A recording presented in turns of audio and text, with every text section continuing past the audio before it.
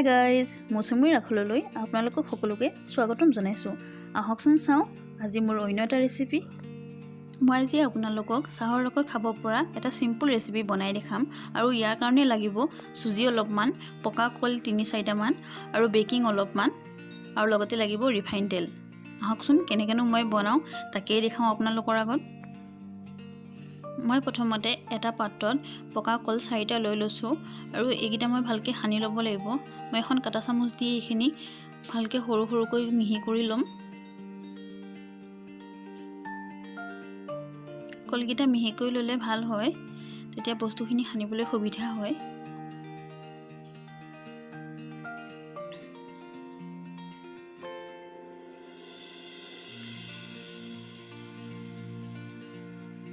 মই এনেকৈয়ে কাটা চামুচ দিয়ে মিহি কৰি লৈছোঁ।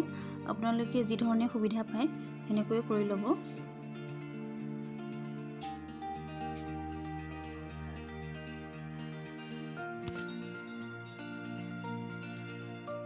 মোৰ এইখিনি মিহি হৈ গ'ল। একেবাৰে বহুত বেছি মিহিও নালাগে। আপোনালোকে ধৰিব পাৰিছেনে মই কিমানখিনি জোখৰ কৰি লৈছোঁ। মই এতিয়া সানি লোৱা কলখিনিত চুজি মিহলাম। চুজি মই 5 চামুচেই দিম, যিহেতু মই পিঠা 4টাহে বনাম। আপোনালোকে চুজিৰ পৰিমাণটো বঢ়াবও পাৰে। চুজিখিনি দিয়াৰ পাছত মই এইখিনি ভালকৈ অলপমান সানি ল'ম।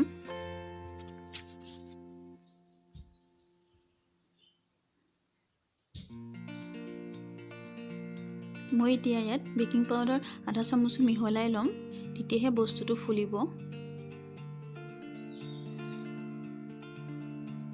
বেকিং পাউডাৰ দিয়া হোৱাৰ পাছত আকৌ মই ভালকৈ গুটিখিনি সানি ল'ম। মই এতিয়া বেকিংখিনি ভালকৈ সানি লোৱাৰ পাছত পানী দি দিম। আপোনালোকে পানীৰ পৰিমাণটো বেছি দিব নালাগে। আপোনালোকে লক্ষ্য কৰিব মোৰ মিশ্ৰণটোত মই পানীৰ পৰিমাণটো কিমান দিছোঁ। পানী দি ভালকৈ মিহলাই হোৱাৰ পাছত মই চেনি অলপমান দি দিছোঁ। আপোনালোকে চেনিটো নিজৰ সোৱাদ অনুসৰি দিব পাৰে, কাৰণ যিহেতু কলত মিঠা থাকেই। মই এতিয়া গোটেই বস্তুখিনি দিয়া হোৱাৰ পিছত মিশ্ৰণটো ভালকৈ প্ৰায় 5 মিনিটমান সময় ঘুটি ল'ম। আপোনালোকে যিমানেই ঘুটিব সিমানেই খাবলৈ কোমল হয় পিঠাটো। মই এতিয়া কেৰাহী এখনত ৰিফাইন অইল অলপমান দি দিছোঁ আৰু তেলখিনি গৰম হ'বলৈ দিম।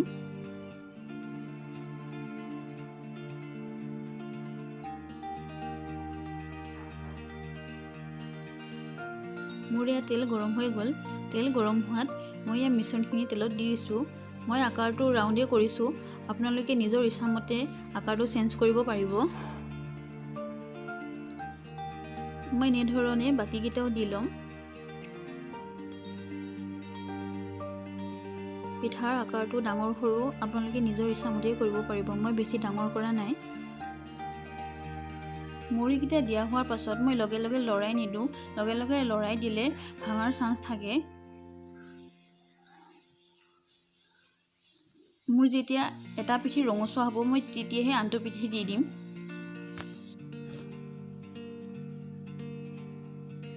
মোৰ এতিয়া অলপ সময়ৰ পাছত এটা পিঠি অলপমান হৈছে ৰঙচুৱা।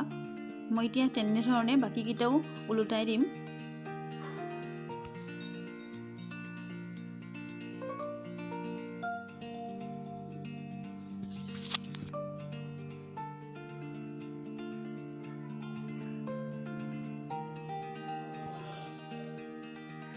চাওক মোৰ পিঠাকেইটা অলপ ৰঙচুৱা হৈছে।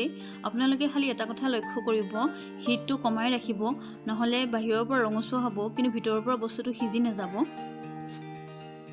মোৰ প্ৰায় 2টা পিঠি ৰঙচুৱা হৈ গৈছে। চাওক মই নমাই ল'লোঁ পিঠাকেইটা, আৰু দেখিছেনে কিমান ধুনীয়া হৈছে। এই পিঠাটো আপোনালোকে সন্ধিয়া চাহৰ লগত খাব পাৰে। খাবলৈ বহুত সোৱাদ হয়, নহবা আমৰ জেলিৰ লগতো খাব পাৰে। তেনেকৈও ভাল লাগে খাই। দেখিছেনে পিঠাটো কিমান ধুনীয়া কোমল হৈছে। আৰু যিহেতু পিঠাটো কলেদি বনোৱা হৈছে, ইয়াৰ গোন্ধটো বহুত ধুনীয়া আহে। আপোনালোকে এবাৰ বনাই চালে গম পাব। মোৰ এই কলৰ পিঠাৰ ৰেচিপিটো আপোনালোকে এবাৰ ঘৰত ট্ৰাই কৰি চাবচোন, আৰু আপোনালোকে কেনেকুৱা পালে মোক কমেণ্ট বক্সত জনাবচোন।